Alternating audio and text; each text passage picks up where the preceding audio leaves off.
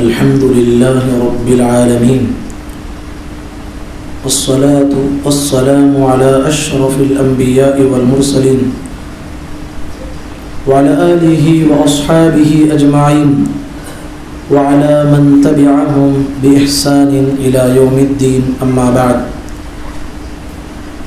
أعوذ بالله من الشيطان الرجيم بسم الله الرحمن الرحيم وقال ربكم ادعوني أستجب لكم إن الذين يستكبرون عن عبادتي سيدخلون جهنم داخرون۔ معزز بھائیوں، اللہ تبارک و تعالیٰ کا بے انتہا شکر احسان ہے کہ الحمدللہ آج کی تراویح میں ہم نے پارہ نمبر 7 وَإِذَا سَمِعُوا مکمل تلاوت کی ہے، اور آپ نے بھی الحمدللہ تلاوت کو تراویح میں سنتے رہیں۔ ہم اللہ تعالیٰ سے دعا کرتے ہیں کہ اللہ تعالیٰ ہماری اس تلاوت کو، ہمارے اس قیام کو اللہ قبول فرمائے، آمین۔ حضرات، جو آیت میں نے آپ کے سامنے پڑھی ہے، اللہ تبارک و تعالیٰ نے اس آیت میں فرمایا، اے پیغمبر آپ کہہ دیجئے، اے پیغمبر آپ کہہ دیجئے، میرے بندوں سے آپ بتائیے کہ یہ سب کے سب مجھ ہی سے مانگے۔ ان الذین یستکبرون عن عبادتی، جو آدمی مجھ سے نہیں مانگتا، دعا نہیں کرتا اور میری عبادت سے روگردانی کرتا ہے، سیدخلون جہنم داخرین، کہا کہ انہیں سنا دیجئے ہمیں عن قریب انہیں جہنم میں داخل کرنے والے ہیں۔ حضرات، اس آیت میں اللہ تبارک و تعالیٰ نے تعلیم دی ہے کہ جو بھی چیز مانگنا ہو اللہ سے مانگنا ہے، چھوٹی سی چھوٹی چیز اللہ سے مانگنا ہے۔ یاد رکھیے، دعا، یہ دعا اصل میں ہماری ضرورتوں کو پورا کرنے کا ذریعہ ہے۔ دعا ہماری بیماریوں کا علاج ہے، دعا ہمارے پریشانیوں کا حل ہے، دعا ہمارے غموں کا، ہمارے پریشانیوں کا ایک حل ہے اور ہماری زندگی میں بہار لانے کا ایک ذریعہ ہے۔ دیکھیے، جہاں ہم دعا کرتے ہیں وہاں پر ہماری ضرورت پوری ہونے کے ساتھ ساتھ یہ دعا ہمارے لیے عبادت بن جاتی ہے۔ ہم دعا کرتے ہیں، ہماری ضرورت پورا ہو یا نہ ہو اس سے پہلے ہماری عبادت ہو جاتی ہے۔ ہمیں دعا کرتے ہیں تو ثواب ملتا ہے۔ اسی لیے اللہ کے نبی صلی اللہ علیہ وسلم نے فرمایا، الدعاء هو العبادہ، دعا جو ہے عبادت ہے۔ دنیا والوں میں اور اللہ میں فرق یہ ہے، دنیا والے جتنا ان سے مانگو اتنا آپ سے ناراض ہو جائیں گے۔ دنیا والوں سے آپ جتنا مانگیں گے دنیا والوں کے نظر میں آپ حقیر بن جائیں گے۔ دنیا والوں سے جتنا پوچھو گے دنیا والے آپ سے بیزار ہو جائیں گے۔ لیکن اللہ رب العالمین، خالق کائنات، مالک ارض و سماوات، اللہ تعالیٰ کی شان تو یہ ہے، بندہ اللہ سے جتنا مانگتا ہے، بندہ اللہ سے جتنا پوچھتا ہے، اللہ اس سے اسی قدر راضی ہوتا ہے۔ سبحان اللہ۔ اور یہاں تک حدیث میں آیا ہے، من لم يسأل اللہ تعالی یغضب علیہ، جو آدمی اللہ سے مانگتا نہیں اللہ اس پہ ناراض ہوتا ہے، اس پہ اللہ کا غضب نازل ہوتا ہے۔ حدیث میں آتا ہے، نبی کریم صلی اللہ علیہ وسلم نے فرمایا، ان اللہ حیی کریم یستحی اذا رفع الرجل الیہ یدیہ ان یردہما صفرا خائبتین، کہا کہ اللہ تبارک و تعالی بڑا شرمیلا ہے، بڑا بزرگ ہے، جب اللہ تعالیٰ کو بڑی شرم محسوس ہوتی ہے، بڑی حیا آتی ہے جب ایک بندہ اللہ سے ہاتھ اٹھا کے دعا کرتا ہے، اللہ سے ہاتھ اٹھا کے مانگتا ہے، اللہ کو شرم محسوس ہوتی ہے کہ بندے کے ہاتھ کو خالی لوٹائے۔ اللہ اکبر۔ بھائی، آپ کے پاس کوئی آ کے پوچھتا ہے، آپ کو خود شرم آتی ہے کہ میں کیسے اس کو خالی ہاتھ بھیجوں؟ اللہ جس کے بادشاہت میں ذرا برابر کمی نہیں، وہ کبھی میرے لیے اور آپ کے لیے خالی ہاتھ لوٹائے گا؟ نہیں لوٹائے گا۔ اللہ سے مانگنا ہے، پریشانی میں اللہ سے مانگنا ہے۔ پیارے نبی صلی اللہ علیہ وسلم نے ہمیں کیا تعلیم دی ہے، جو بھی مانگنا ہو اللہ سے مانگو، جو بھی مانگنا ہو اللہ سے مانگو، اور چھوٹی سی چھوٹی چیز بھی اللہ سے مانگو، اور اس دنیا کی سب سے بڑی سی بڑی چیز بھی اللہ سے مانگو۔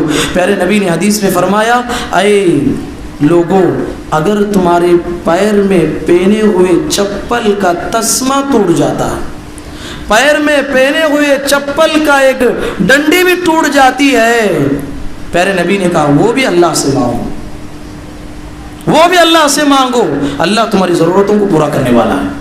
یہ چھوٹی چیز ہوئی، اور پیارے نبی نے کہا، ساری امت کے لوگوں کو خطاب کرتے ہوئے کہا، اے لوگوں، جب بھی اللہ سے مانگو تو کیا مانگو؟ فَاسْأَلُوهُ الْفِرْدَوْسِ، جنت نہیں مانگو صرف، بلکہ جنت الفردوس مانگو، کیونکہ جنت الفردوس سارے جنتوں کی سب سے اعلیٰ درجے والی جنت ہے۔ اس کے بعد اللہ کا عرش ہے، تفجر الانہار، وہاں سے 4 نہریں بہتی ہیں۔ کہا کہ ہر امتی انسان کے لیے امید دلایا، چھوٹی سی چھوٹی چیز بھی کس سے مانگنا ہے؟ اللہ سے مانگنا ہے۔ کتنے لوگ ہیں مزاروں پہ جاتے ہیں، غیر اللہ کے در پہ جاتے ہیں، مزاروں میں سوئے ہوئے انسانوں سے مانگتے ہیں، پوچھتے ہیں۔ قرآن کہتا ہے جن سے تم مانگ رہے ہو وہ تمہاری مرادیں پوری نہیں کریں گے، وہ تمہاری مرادیں پوری نہیں کریں گے۔ وَلَوْ سَمِعُوا مَا اسْتَجَابُوا لَكُمْ، اور اگر فرض کر لو جو قبر میں سویا ہوا انسان جسے تم مانگ رہے ہو، اگر وہ سن بھی لے، مَسْتَجَابُوا لَكُمْ، تمہارا جواب قیامت تک نہیں دے گا۔ وَيَوْمَ الْقِيَامَةِ يَكْفُرُونَ بِشِرْكِكُمْ، آج دنیا میں جو تم شرک کر رہے ہو، کل قیامت کے دن یہی پیر، یہی ولی تمہارے شرک سے برات کا اظہار کریں گے، اللہ کے سامنے کہیں گے کہ پروردگارا، ان ظالموں کو ہم نے کبھی شرک کرنے کا حکم نہیں دیا، ان لوگوں نے خود شرک کو اپنایا تھا۔ اسی لیے اللہ کے نبی صلی اللہ علیہ وسلم نے ایک صحابی کو نصیحت کرتے ہوئے کہتے ہیں، لا تشرک باللہ، لا تشرک باللہ وَإِن قُتِّلْتَ أَوْ حُرِّقْتَ، کہا کہ اللہ کے بندے، اللہ کے ساتھ شرک نہ کرو، اگر تمہیں اس راستے میں، توحید کے راستے میں تمہیں مار کے ٹکڑے ٹکڑے کر دیا جائے، صرف مارنا نہیں بلکہ تمہیں مار کے ٹکڑے ٹکڑے کر دیا جائے اور تمہیں جلا کے راکھ کر دیا جائے، تب بھی اللہ کے ساتھ شرک نہیں کرنا، کیونکہ شرک کرنے والے کے لیے اللہ نے فقد حرم اللہ علیہ الجنت ومأواہ النار، اللہ نے فیصلہ کر دیا ہے جو شرک کرتا ہے وہ مخلد فی النار ہوگا، اگرچہ کہ وہ پیغمبر کا باپ کیوں نہ ہو، اگرچہ کہ وہ پیغمبر کا بیٹا کیوں نہ ہو، اگرچہ کہ وہ شہزادہ کیوں نہ ہو، نبی زادہ کیوں نہ ہو، ہر ایک کے لیے شرک اگر کر کے کوئی مرتا ہے وہ ہمیشہ والی جہنم میں جاتا ہے۔ اللہ ہم کو شرک سے بچائے۔ اس لیے اللہ کے نبی صلی اللہ علیہ وسلم اللہ سے دعا کرتے تھے، بہت پیاری دعا۔ میں تو چاہتا ہوں کہ آپ کی دعاؤں کا یہ دعا لازمی حصہ بننا چاہیے۔ پیارے نبی دعا کرتے تھے۔ اب کبھی تصور کر سکتے ہیں محمد صلی اللہ علیہ وسلم سے شرک ہو سکتا کیا ہے؟ شرک ہو سکتا نہیں، پھر بھی پیارے نبی صلی اللہ علیہ وسلم اللہ سے ڈرتے ہیں، کہتے ہیں اللہم انی اعوذ بک ان اشرک بک وانا اعلم واستغفرک لما لا اعلم۔ کتنی پیاری دعا۔ پیارے نبی کہتے ہیں اے اللہ میں تجھ سے پناہ مانگتا ہوں، ان اشرک بک وانا اعلم، کیا اے اللہ میں جانتے پوچھتے تیرے ساتھ شرک کروں، واستغفرک لما لا اعلم، یا بھولے سے مجھ سے شرک ہو جائے، اے اللہ ان دونوں سے میں تیری پناہ مانگتا ہوں، کیونکہ شرک کرنے پر اللہ تبارک و تعالی انسان کو مخلد فی النار کر دیتا ہے۔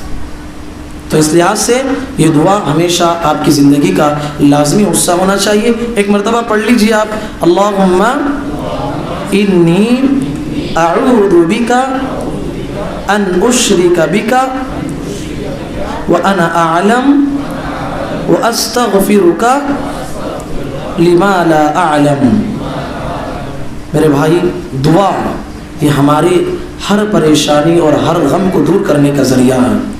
آپ نے نہیں دیکھا پیغمبروں نے پریشانی میں گھرنے کے بعد کس سے مانگا؟ اللہ سے مانگا۔ یہ حضرت ایوب علیہ السلام ہے۔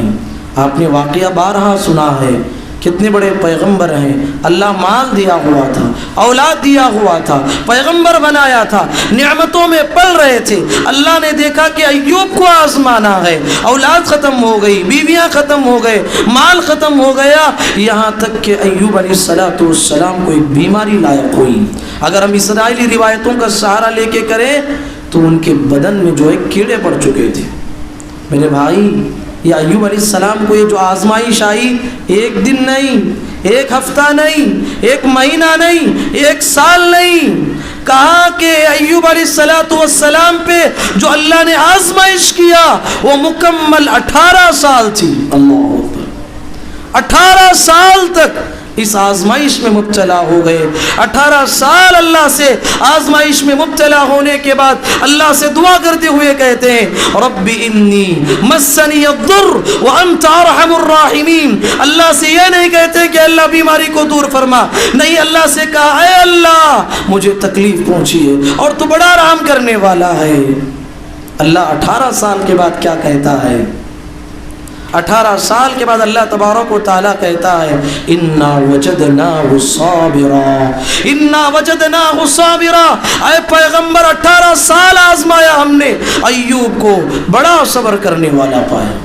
انا وجدناہ صابرا نعم العبد انہ اواب۔ اللہ کا کتنا پیارا بندہ ہے، اللہ کی طرف رجوع کرنے والا ہے۔ یہ حضرت یونس علیہ السلام ہے۔ حضرت یونس علیہ السلام پہ بھی پریشانی آئی۔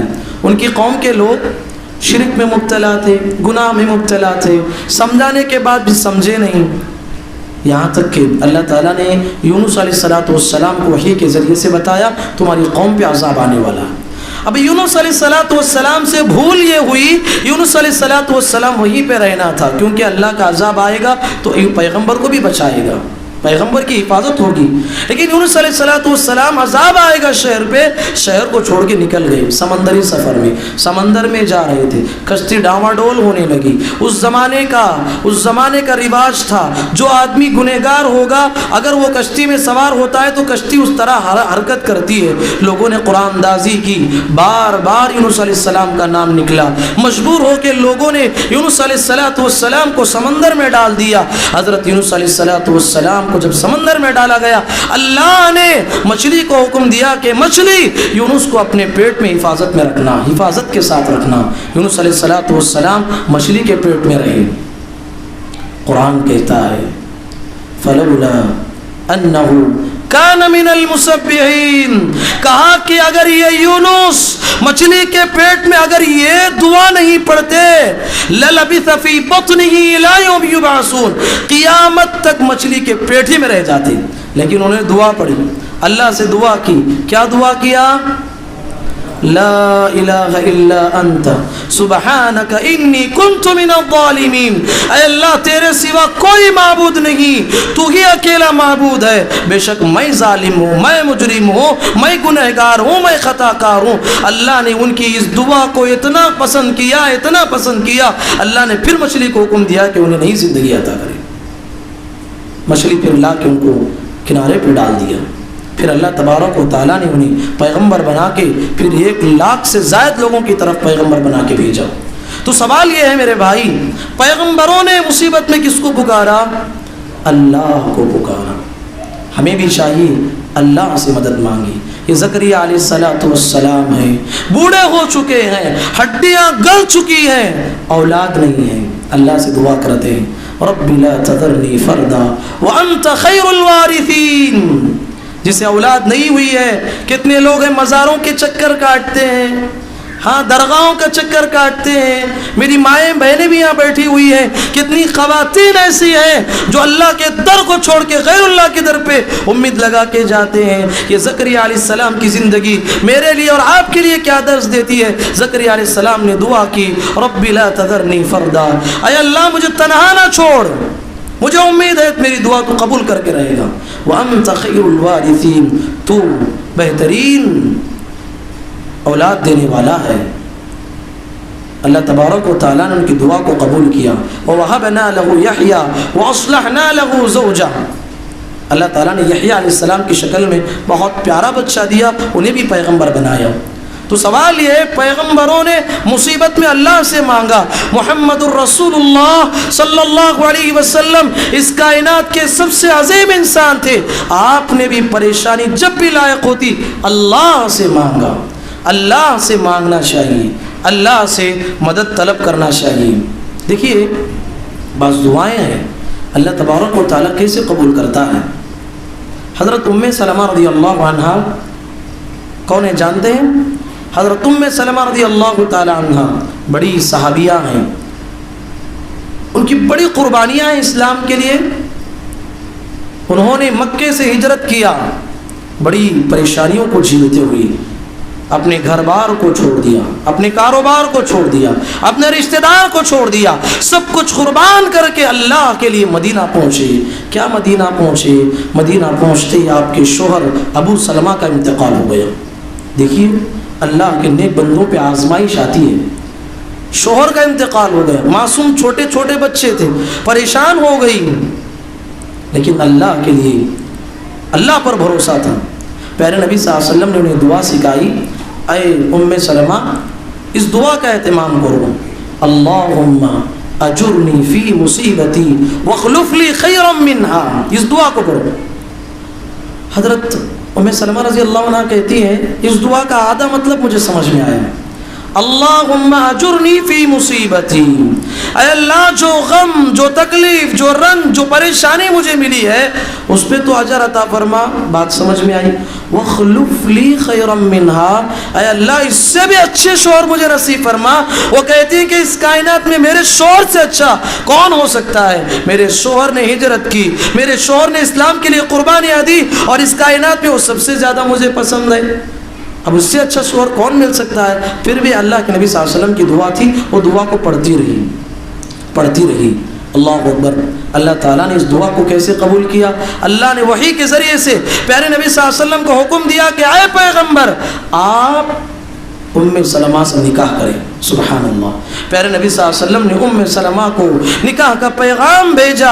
ام سلمہ کہتی ہیں کہ ہاں مجھے اب سمجھ میں آیا آدھا مطلب، اگر اس آسمان کے نیچے اس کائنات میں ابو سلمہ سے بہتر اگر کوئی انسان ہے وہ کون ہے؟ وہ محمد الرسول اللہ صلی اللہ علیہ وسلم ہو سکتے ہیں۔ میری ماں بہنوں، میرے بھائیوں، اللہ پہ یقین کے ساتھ ان دعاؤں کے سہارا لیتے ہوئے اللہ سے مانگو، اللہ تمہاری مدد ایسے کرے گا جہاں سے تمہارا گمان بھی نہیں ہوگا۔